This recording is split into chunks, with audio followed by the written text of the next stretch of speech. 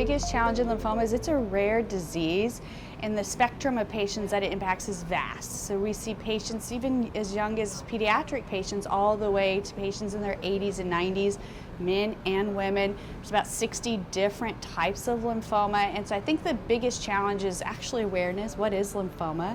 So it's a blood cancer. It oftentimes impacts lymph nodes, which is why we describe it as lymphoma. It can have features of blood cancers and solid tumors, in that it can behave very aggressively at times and maybe even need patients to be admitted to an inpatient unit, given intensive chemotherapy. Stem cell transplant may be part of our treatment armamentarium, or it can behave very indolently, where I have some patients in my practice that are going on 10 plus years that have never required treatment.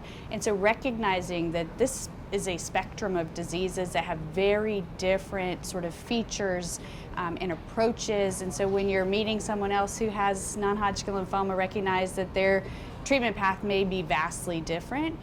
But until we're eradicating all lymphomas or curing all patients, there's still a need for effective and safe treatments. And so I'm a big proponent of clinical trials. So in addition to awareness, asking where can you get access to a clinical trial? How can you participate in clinical research? It's not always testing a new drug, but sometimes it's just participating in a cohort where you're monitored over 10 to 20 years just to see what is the actual expectations for patients in the modern era. So there's so many different ways to contribute to our understanding that will then pay it forward to future patients.